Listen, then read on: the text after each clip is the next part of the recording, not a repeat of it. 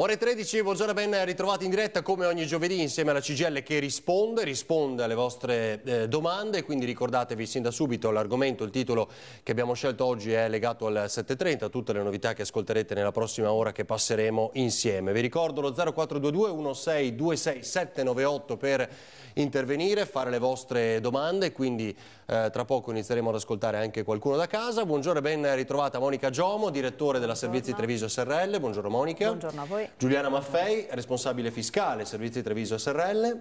Buongiorno. Ciao Giuliana. E Graziano Basso che appunto ha stesso ruolo, è il nostro esperto, il computer. Buongiorno. Che risponde per la Servizi Treviso SRL. Ciao Graziano, tra poco preparate tutte le domande più difficili come sempre vi diciamo. Quindi 0422 1626 798. Monica, cominciamo dalle novità, ne abbiamo alcune? Sì, la novità diciamo più importante per la nostra attività è sicuramente il fatto di essere stati costretti a sospendere l'attività ISE. Sappiamo che l'ISE è un servizio di utilità pubblica attraverso il quale è possibile ottenere sconti e benefici. Il più delle volte si sa che le persone non sono a conoscenza di tutti gli sconti, di tutto ciò che in qualche maniera è possibile portare a casa in termini proprio di beneficio economico, e il nostro servizio è proprio quello di dare attraverso appunto sia il CAF ma anche la stessa CGIL diciamo,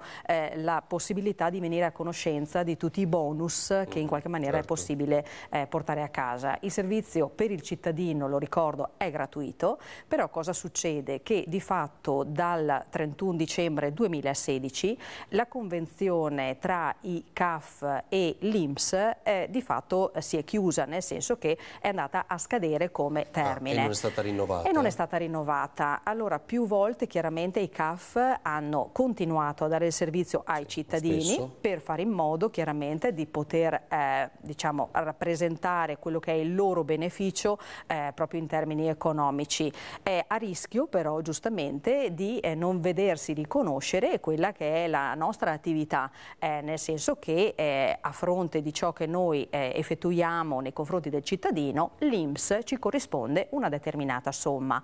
Questa somma, che più volte è stato chiesto giustamente che sia una somma adeguata rispetto all'impegno e il lavoro che i CAF tutti, non solo il CAF CGIL, perché parliamo di CAF d'Italia, la sospensione riguarda infatti la consulta nazionale CAF. Abbiamo deciso diciamo, di interrompere l'attività di erogazione di questo servizio a partire dal 15 maggio per fare in modo che l'INPS e in questo caso anche il Ministero, che sono le due parti in qualche maniera coinvolte, si decidano a definire, voglio dire, in maniera adeguata quello che è il compenso che spetta ai CAF d'Italia per l'erogazione di questo servizio. Cioè, quindi di fatto non vi occupate più di ISEE? Diciamo che allora, il nostro impegno nei confronti, siccome la nostra attenzione è rivolta ai cittadini, abbiamo fatto in modo di assicurare a tutti i cittadini, parlo per il CAF CGIL naturalmente, ma presumo sia un'operazione che comunque anche gli altri CAF d'Italia si sono impegnati a fare. Cosa succede? Fino di fatto a venerdì, mi sembra sia il 12 di maggio, noi assicuriamo la predisposizione della DSU. Giuliana più volte e anche Graziano hanno raccontato che quando noi parliamo di ISE è l'indicatore situazione economica equivalente, quel valore che scaturisce a fronte della compilazione di una dichiarazione, diciamo, è come se fosse una dichiarazione dei redditi dove entrano non solo redditi ma anche patrimoni di tutti i componenti del nucleo familiare. Quindi noi assicuriamo il servizio di compilazione di questa dichiarazione fino a venerdì 12 maggio. Dopodiché, poiché è stato previsto il blocco e la sospensione dell'attività, da lunedì 15 maggio di fatto non fisseriamo più appuntamenti per la compilazione di questa dichiarazione. Assicuriamo chiaramente dal 15 di maggio comunque la elaborazione e predisposizione di tutte quelle domande relative a prestazioni di cittadini che sono già in possesso di una dichiarazione ISEE è in corso di validità. Quindi se uno deve richiedere il bonus gas piuttosto che non so, l'assegno per il nucleo familiare numeroso piuttosto che maternità, siamo in grado tranquillamente di dare il servizio a quel cittadino, ma uno che ci viene a chiedere un appuntamento dal 15 di maggio per la compilazione proprio della dichiarazione ISEE, questo no, perché in Italia si è deciso di fare questa azione forte nei confronti dell'INPS per ribadire che il servizio che noi diamo lo diamo a tutti i cittadini, diciamo, come di fanno, tutta... quindi? Come fanno? Bravo, bella domanda. Penso che, siccome abbiamo saputo ieri, fatalità, che domani di fatto c'è un primo incontro tra il Ministero e l'INPS, e quindi con il suo presidente Boeri, c'è di fatto una diatriba in atto perché giustamente l'INPS sostiene che non è giusto che l'INPS predisponga una convenzione con i CAF, con tutti i CAF d'Italia, e sia lui a pagare in qualche maniera il lavoro dei CAF per erogare questo tipo di attività, ma siccome riguarda, diciamo, un servizio di utilità, diciamo, sociale di tutti i cittadini italiani, se ne dovrebbe far carico il Ministero, e quindi i fondi che devono essere messi a disposizione non deve tirarli fuori l'INPS ma il Ministero. Quindi fin tanto che, diciamo, questa diatriba tra le due parti non si risolve, di fatto la consulta nazionale dei CAF attende un chiarimento tra le due parti. Una volta che si sono chiariti da dove devono uscire i fondi per poter, insomma, noi continuare. Questa è una bella domanda, cioè perché anche lì infatti, deve essere abbastanza celere, perché poi per sì, le il 15 persone, maggio si tratta di 2 settimane, ma la cosa di fatto è stata decisa all'incirca tra il 24 e il 27 del mese scorso, voglio dire, quindi è una cosa molto recente, però non c'erano altre vie per far capire che un servizio altamente qualificato come è quello della compilazione della dichiarazione sostitutiva unica, e Graziano e Giuliana più volte hanno cercato di spiegarlo, che non si tratta, voglio dire, di una mera imputazione di dati, le domande che devono essere poste alla persona che comunque intende predisporre questa dichiarazione, che ricordiamo ha anche dei risvolti poi con sanzioni civili e penali, voglio dire, non è così banale e semplice, quindi chiaramente è giusto che il lavoro per assicurare, sia fatto da persone preparate, per assicurare quindi esattamente un servizio di qualità, ed è quello che noi come CAF CGIL vogliamo assicurare, giustamente. Quindi ci deve essere sospeso il servizio di attività ISE, esattamente, in tutta Italia, lo ribadiamo questo, in tutta Italia. E questo riguarda anche altri, che tu sappia, altri CAF? Sì, quindi sì, non solo certo. CGIL? No, assolutamente riguarda tutta questa Italia. È comunque una bomba, diciamo, sì, perché decisamente è una bomba. ha un effetto anche sulla popolazione, sui cittadini, dirompente. Sì, diciamo quello che abbiamo cercato di fare noi è chiaramente spiegarlo, l'hanno capito? Sì, allora noi cerchiamo di spiegarlo chiaramente, e ci sono giustamente i materiali predisposti dalla consulta, voglio dire, e che sono stati inoltrati direttamente al Ministero.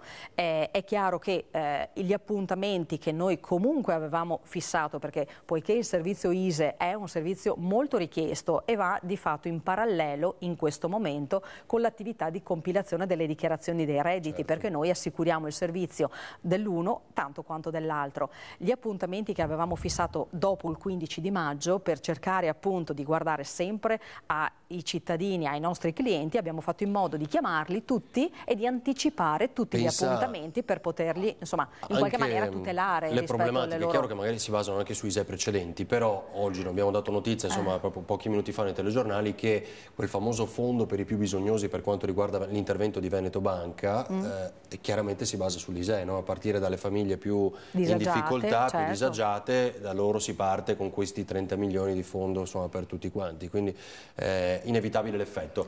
Allora vi ricordo 0422 1626 798 per telefonare e fare le domande ai nostri ospiti.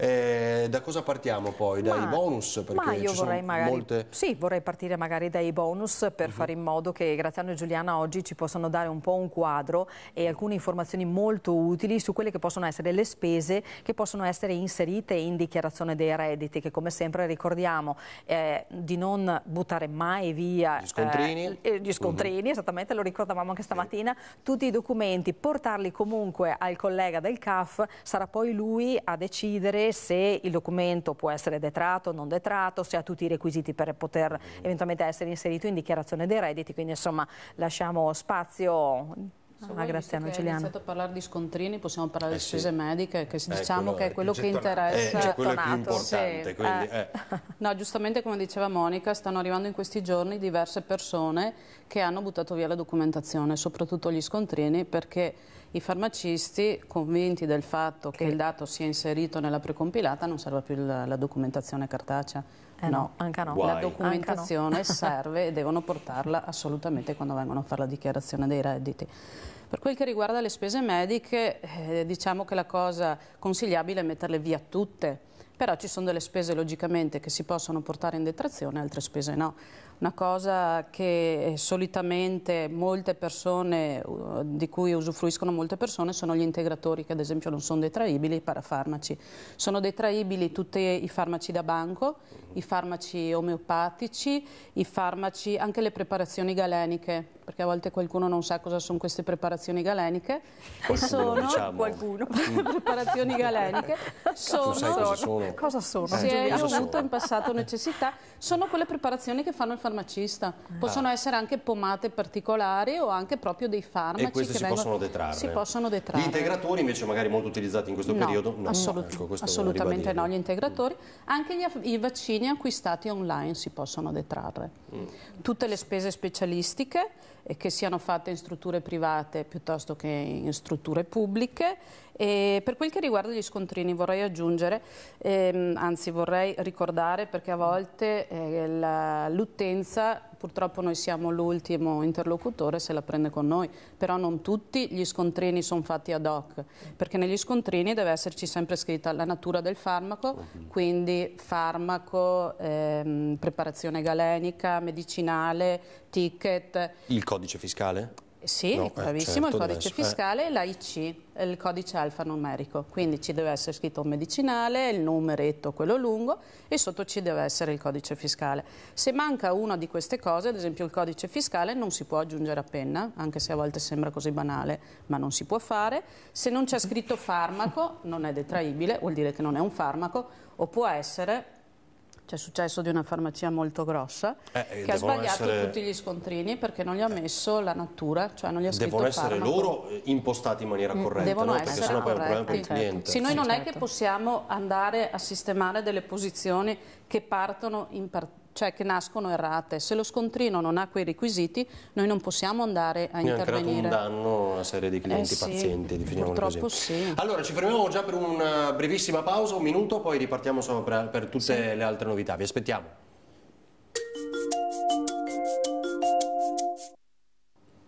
Ore 13 insieme alla CGIL risponde, come ogni giovedì, vi ricordo subito 0422 16 26 798, avevamo detto una cosa importante che secondo me è giusto ricordare poco prima della pubblicità, cioè Giuliana, controllate bene lo scontrino dei farmaci che acquistate in farmacia, lo ribadiamo, perché deve esserci scritto. Ci deve essere scritto natura,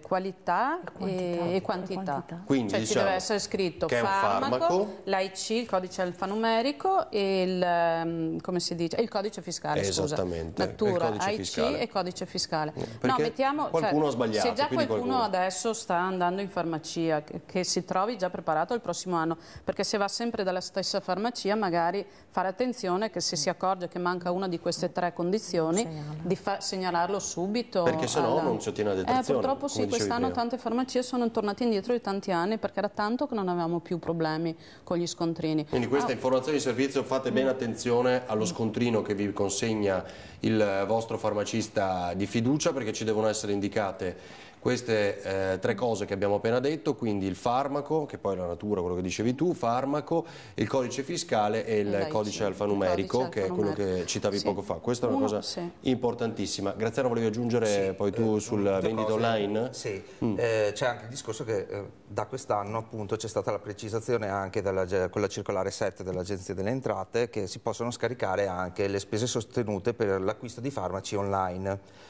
L'acquisto di farmaci online è possibile solamente per i farmaci da banco, cosiddetti farmaci etici da banco, per cui senza prescrizione medica, perché altrimenti non è possibile la vendita di un farmaco per il quale c'è la prescrizione medica, e la farmacia online, tra virgolette, deve essere accreditata al sito del Ministero della Salute, per cui c'è un sito che è www.salute.gov nel quale bisognerebbe guardare che quella farmacia sia stata accreditata e abilitata, e dopo la ricevuta che otteniamo deve avere gli stessi identici requisiti che ha appena elencato Giuliana, e poi si può portare tranquillamente in detrazione.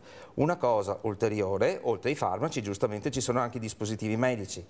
Nello scontrino per il dispositivo medico deve esserci il numero, la quantità, la natura di dispositivo medico, che deve essere accompagnata dalla dicitura CE, e l'eventuale normativa di riferimento.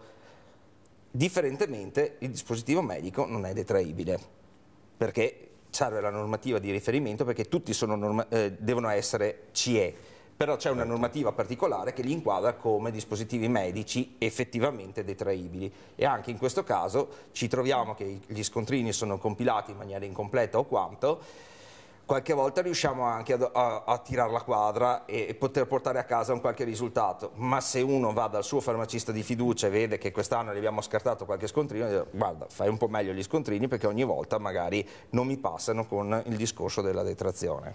Poi altro sul spese mediche? Sì, fra i dispositivi medici, perché uno a volte pensa che i dispositivi medici siano cose banali, tipo potrebbe essere la siringa, il termometro, misuratore di pressione e l'aerosol, ma dispositivo medico può essere anche il materasso e la rete, che hanno costi abbastanza elevati e a volte sfugge. È importante che magari la persona abbia in mente questa cosa del dispositivo medico, perché se non è specificato nella fattura comunque può avere il documento rilasciato dal produttore dove viene specificato dispositivo CE con riferimento di legge. Si può allegare alla fattura questa cosa. Posso chiedervi, le lenti a contatto e i liquidi?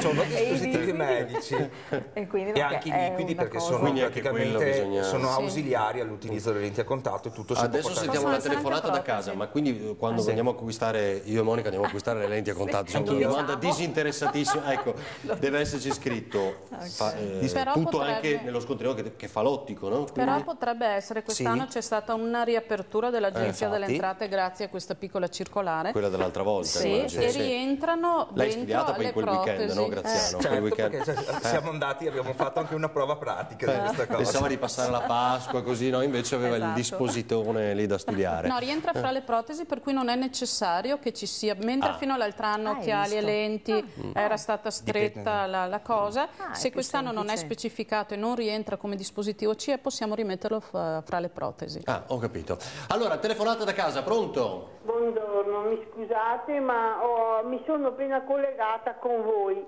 Non ho capito bene cosa dicevate per via dello scontrino. delle tre cose per lo scontrino fiscale della farmacia. Le faccio una domanda, signora. Davanti a me un scontrino fiscale. Ecco, le faccio una domanda, se mi sente. No, mi sente. Allora, ha uno scontrino sotto mano in questo momento? Sì. Ecco. Provi a controllare se c'è scritto il tipo di farmaco, tipo, cioè natura. No, è scritto uno farmaco. E questo va bene. €60. Dopo sotto non so se è il numero 0127. E il codice EIC. Ok. E il codice fiscale. E il codice fiscale? Quando c'è scritto sotto. Il suo. spesa per 7,30 online. Sì. Ok. Questo è quello che dicevamo prima. Più giù, più giù. Sotto è scritto farmaco 5,60 detraibile e basta, insomma. Non ha il codice fiscale suo impresso sullo scontrino? No, qua non c'è scritto niente. Sotto c'è scritto ID 7,30 online. No. Il numero. Lei ha consegnato, signora, quando ha fatto l'acquisto del farmaco, ha consegnato il tesserino del codice fiscale al farmacista? Beh, non lo so, perché è mia figlia che va Quando acquistati... Vede signore, sono anziana, non è che certo. È solo se devo tenerlo o gettarlo nel cestino. Lei lo tenga, che guardiamo bene, che magari non sia sfuggito alla sua lettura. Comunque, quando sua figlia va a acquistare i farmaci, di solito va con una ricetta e col codice fiscale. Col codice fiscale la ricetta. L'importante è che controlli subito che ci sia sotto anche il codice fiscale. Va bene. Ok. Quindi signora, ecco, lei ha 2 dati su 3, ci siamo quasi, per almeno quello che sappiamo. Però mi raccomando, si ricordi di dare sempre, o far dare da sua figlia, la tessera sanitaria o il codice fiscale nel quale appunto è impresso. Non butti via quello scontrino. E non butti quello scontrino, noi. giusto? Sì. Giusto.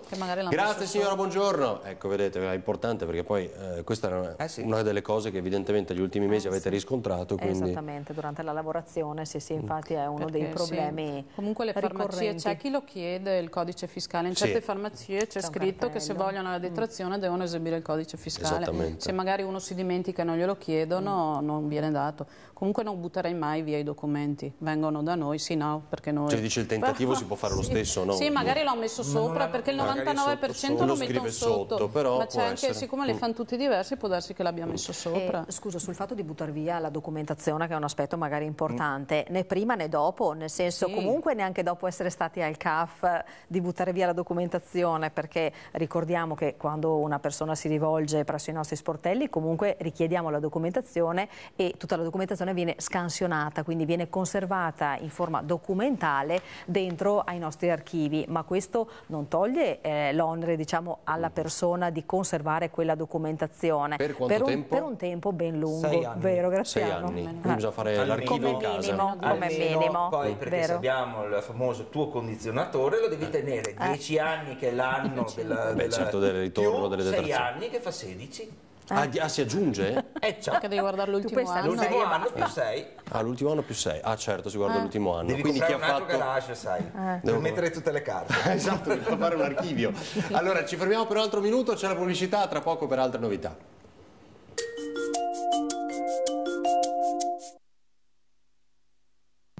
Ore 13, torniamo in diretta con la CGIL che risponde, 0422 1626 798, abbiamo già risposto al volo ricordando appunto quelle informazioni di servizio che evidentemente insomma era importante. Per quanto riguarda le spese mediche all'estero c'è qualcosa?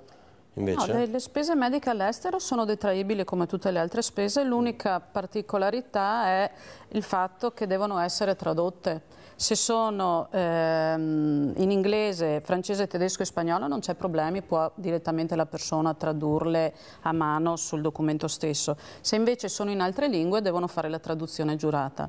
Diciamo che una cosa che stiamo vedendo molto in questo periodo è diventata, fra virgolette, una moda, sono le persone che magari vanno in Croazia a rifarsi i denti e in questo caso abbiamo visto frequentissimo, tantissimi, e giustamente le strutture si sono adeguate e fanno la dichiarazione bilingue, quindi in italiano e in sloveno o croato, adesso di preciso non so quale sia la lingua, però e quindi viene ovviato il discorso di dover fare la traduzione giurata, però non c'è nessun problema, si possono detrarre tutte le spese mediche a meno che non siano di tipo estetico.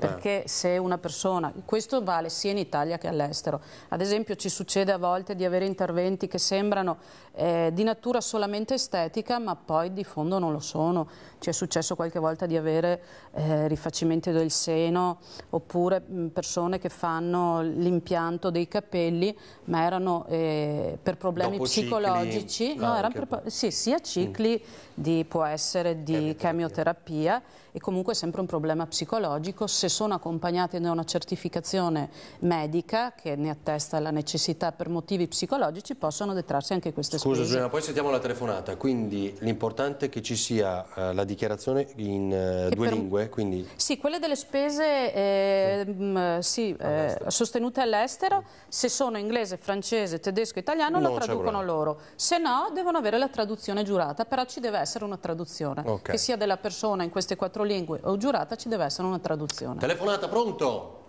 Pronto? Buongiorno. Buongiorno.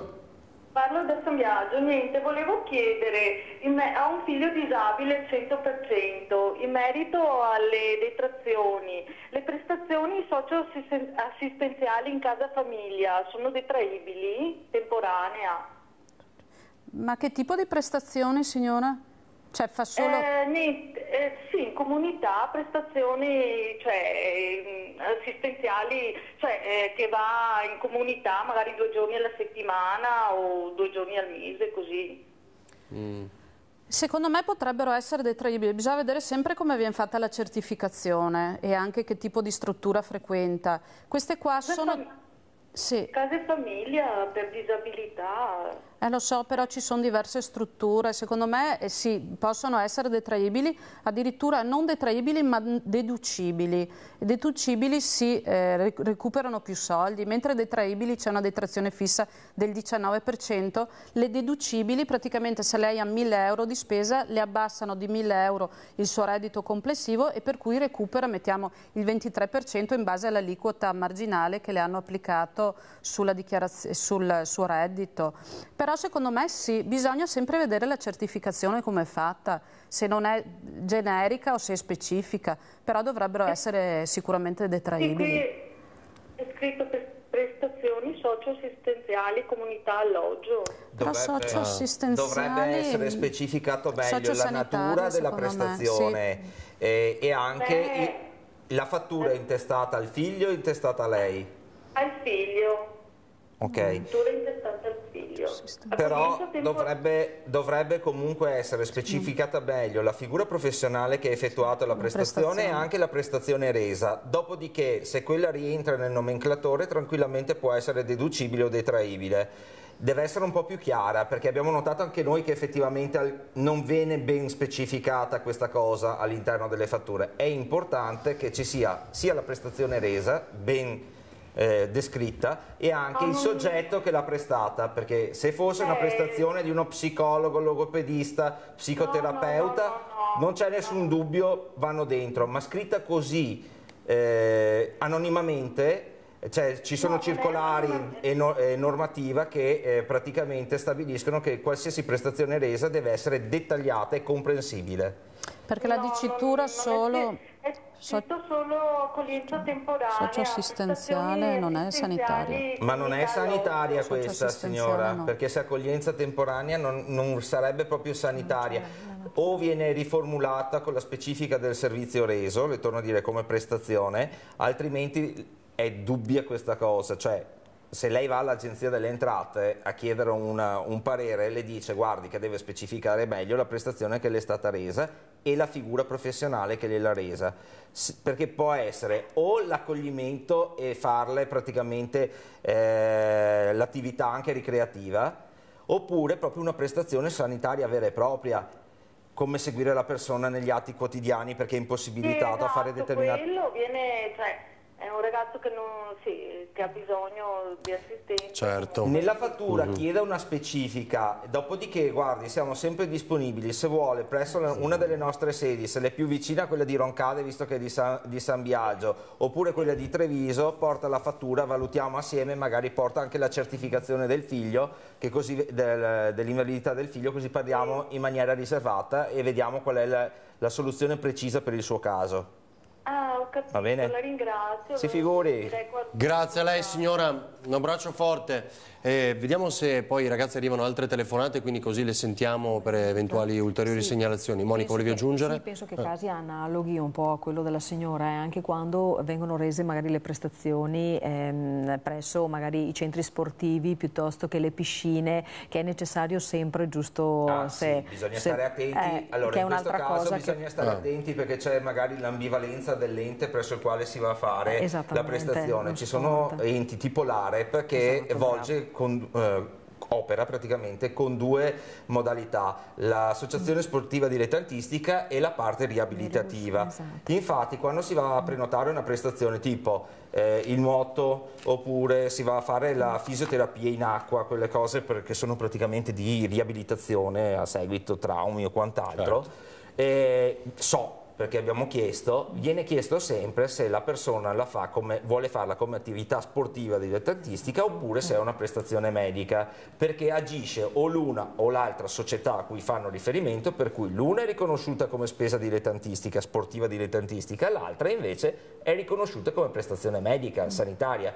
Di conseguenza bisogna prestare un po' di attenzione, sapere la finalità e non prenotare così liberamente, preoccupandosi anche poi che questa spesa può essere messa dentro all'interno della dichiarazione dei redditi e di conseguenza ottenerne anche un beneficio fiscale. Basta avere qualche piccola accuratezza e accortezza in sede di prenotazione. Mi dilungo un attimo per dire che eventualmente, siccome da quest'anno c'era già l'anno scorso, c'era il discorso dei flussi e quant'altro, tutte queste prestazioni qui, anche quelle che poteva avere la signora, l'assistenza in casa, qualcosa, il datore di lavoro potrebbe fare dei rimborsi, dare dei rimborsi perché rientra nella normativa. Oppure se ho verso una cassa assistenziale mia della mia categoria posso ottenere dei rimborsi da questa cassa assistenziale. Vige sempre il principio che se la spesa medica, la prestazione specialistica, la prestazione sanitaria mi è stata rimborsata parzialmente o interamente, giustamente non è più a mio carico e io non posso portarmi in detrazione quella spesa, perché tante volte cozziamo con le persone perché dicono vabbè, però dopo magari no, non mi è stato rimborsato niente. Andiamo, ci arriva il flusso, vediamo che hanno ottenuto un rimborso di X euro. Diciamo, beh insomma, porti 1000 euro di spesa, te ne hanno rimborsate 700, la detrazione è su 300, no su 1000. Perché effettivamente tu non hai sostenuto interamente la spesa, ti è stata rimborsata dal datore di lavoro, dalla cassa di appartenenza. Dico, per esempio per noi sarebbe San in Veneto la cosa più frequente. Allora noi sollecitiamo tutte le persone che fanno la richiesta di contributi alle loro casse, che può essere bancari, qualsiasi tipologia, categoria c'ha la sua. Ogni qualvolta che carichiamo, dico noi perché anche il sottoscritto la usa, la sua, quando carichiamo le posizioni per ottenere i rimborsi, giustamente correttezza vuole che anche ci scarichiamo riepilogo di quanto rimborsato e lo portiamo all'atto della dichiarazione dei redditi, per cui quando mi rimborsano queste spese so che se ho sostenuto 1000 euro di spese, 700 sono rimborsate, la detrazione è su 300, anche perché ci torna questa cosa. Il problema è magari se io sostengo le spese a dicembre, me le rimborsano nel corso a dicembre 2016, ho sostenuto delle spese e il rimborso me lo danno nel 2017. Allora, aspetta Graziano, Monica, vengo subito da te, però vorrei sentire chi c'è a casa con un'altra telefonata. Pronto? Sì, pronto, sono Monica. Buongiorno Monica, prego. Chiamo da Milano. Io ho fatto una donazione, un'erogazione a una parrocchia, ok? Per un asilo parrocchiale praticamente. E poi mi è stata rilasciata una certificazione dal parroco, ok? Ho versato con assegno bancario, ok? E dopodiché mi hanno rilasciato questa certificazione per scaricare per i 7,30. Quando l'ho presentata al commercialista mi ha detto che praticamente non è scaricabile perché non è fatto un bonifico. Ecco. Allora volevo capire se la parrocchia ha sbagliato qualcosa quando mi ha rilasciato la certificazione, perché è una scuola proprio parrocchiale, ok? Siamo più di una persona che ha fatto questo versamento perché c'erano dei lavori straordinari, insomma, in questa scuola. Ecco. L'attestazione, allora, a prescindere che ci sia l'attestazione, che è correttissimo, ci deve essere l'erogazione liberale esplicitata in attestazione, la modalità di pagamento effettivamente, quella prevista da normativa, sarebbe bonifico bancario, bollettino postale, ed è quello il problema che riscontriamo anche noi come CAF soventemente. C'è solamente una o due associazioni che hanno il permesso di introitare in contanti o con assegni bancari, rilasciando però una ricevuta prenumerata che viene poi scaricata e messa nella contabilità, ma sono delle associazioni riconosciute nazionalmente. Effettivamente è il bonifico bancario e il conto corrente postale per fare qualsiasi tipo di erogazione liberale. Questo l'abbiamo verificato anche nel corso dei giorni scorsi, anche per un'associazione che ci aveva chiesto riscontro per poter assicurare la deducibilità dell'erogazione liberale per un ente, e riconfermiamo che effettivamente la modalità di pagamento sarebbe ed è bonifico di conto corrente oppure il bollettino postale. Monica, ti avevamo interrotto prima, poi abbiamo la pubblicità, volevi aggiungere una cosa? No, era in relazione, ma eventualmente ci ricolleghiamo poi, non c'è nessun problema rispetto a una cosa che aveva detto Graziano prima. Prima della telefonata. Sì. Ci fermiamo per l'ultima pausa, poi ancora insieme 10 minuti. Ore 13, torniamo in diretta all'ultima parte, abbiamo ancora molti punti da snocciolare insieme, se volete approfittarne 0422 1626 798 ci fa piacere insomma rispondere ad altre domande. Disabilità? Diciamo sì, disabilità fra le spese punti, mediche. esatto, da detrarre o dedurre? Dedurre, io direi disabilità, allora normalmente le spese mediche vanno in E1, detto così. E là va nel calderone vanno le spese mediche di chiunque. Poi ci sono possibilità, nei casi in cui ci siano persone con disabilità, di portarle in detrazione in E3, che sono sempre detraibili, quindi 19%, ad esempio l'acquisto di carrozzine, il trasporto in ambulanza, le pedane, sollevatrici, si possono mettere sempre qua. Diciamo che poi magari se Graziano vuole approfondire, visto che lui è amante del recupero edilizio, la pedana si può mettere sia in E3, okay, quindi il 19%, okay, per i disabili, e il 19% in un anno. Okay, io spendo 10.000 euro per fare il montacarichi, la pedana, posso metterlo in E3, recupero il 19% in un anno, oppure posso portarla in detrazione come recupero edilizio il 50% in 10 anni, ma magari questo dopo si aggancia a Graziano, che a lui piace questa cosa. 10 più 6, anche lì? 10 più 6? Sì, 10 più 16 6, anni, okay, bisogna conservare. No, comunque le spese mediche dei disabili si possono portare, possono essere deducibili, quindi abbiamo un rimborso maggiore. Un caso classico di spese deducibili, ad esempio, sono le spese di assistenza specifica per i ricoverati in casa di riposo. E sono diversi soldini. Anche l'altro giorno ho visto 2 familiari che casualmente mi hanno fatto vedere questa certificazione come niente fosse, avevano 9.800 euro a testa. Purtroppo non erano capienti, però sono spese importanti, perché se ad esempio io ho un reddito di 20.000 euro e ho 9.800 euro di spese deducibili perché sono ricoverata in casa di riposo e sono disabile, il mio reddito mi viene abbassato di 9.800 euro, per cui mi restituiscono tutte le tasse che ho pagato su quei 9.800 euro, sono tanti soldi. Certo. Sentiamo una telefonata, poi completiamo. Pronto? Pronto? Buongiorno signora. Buongiorno. Io volevo chiedere una cosa, io sono una pensionata al minimo, mi hanno integrato la pensione a 500 euro, però mi è stato detto che le mie spese mediche non sono più deducibili. Sì, è vero signora, non è che sarebbero detraibili se lei pagasse delle imposte. Siccome durante l'anno lei ha una pensione minima integrata al minimo, non raggiunge... praticamente il suo reddito sta al di sotto della soglia per la quale bisogna pagare imposte, non ha trattenute durante l'anno sulla pensione e conseguentemente non può recuperare le spese mediche.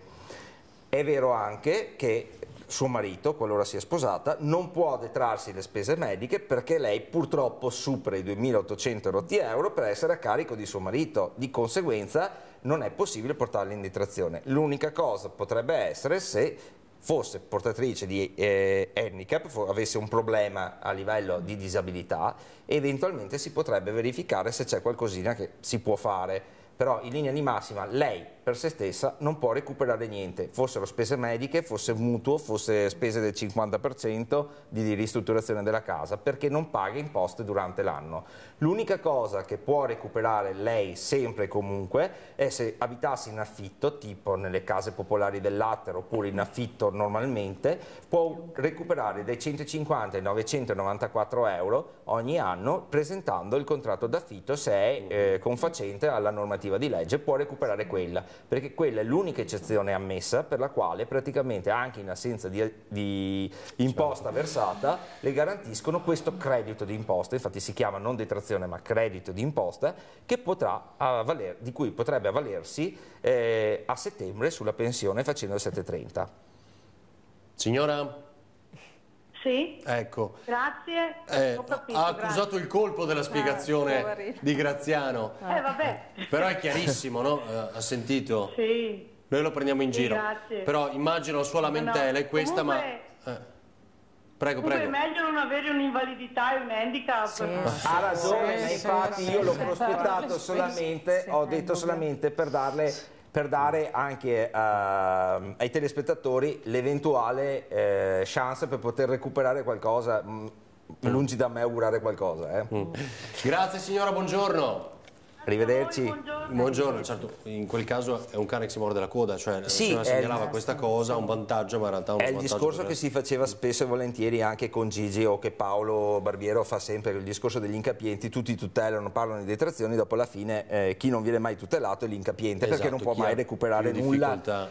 e quello fatalità per assurdo che ha il reddito più basso. Esattamente. E l'unica cosa che viene riconosciuta è la Meno si FIT. ha e meno si ha Sì, possibilità di entrare anzi zero. perché non si è né quindi, carne sì, né pesce, l'assurdo. non si è né il carne né paradosso pesce. che diceva Graziano anche nel caso del marito, no? Non sì. può essere a carico del marito perché comunque supera i No, 2.800 ad esempio una euro. spesa per disabile che mi viene in mente adesso per la capienza, che vediamo spesso e c'è il problema della capienza, è l'acquisto dell'auto per disabile. Sì. Perché il disabile può acquistare l'auto, poi anche là bisogna vedere che tipo di disabilità, se deve avere adattamenti o no, ok? E può detrarsi una spesa fino a 18.000 euro erotti, o in un'unica soluzione o in 4 annualità. Se ad esempio se fosse la signora, toccando ferro signora, anzi diciamo che sono io che ho una pensione e sono incapiente, ok? E acquisto l'auto, se fossi fiscalmente a carico di mio marito può detrarsela lui, ok? Se io acquisto l'auto e ho 5.000 euro di reddito, non sono a carico fiscale di nessuno e non posso detrarmi l'auto.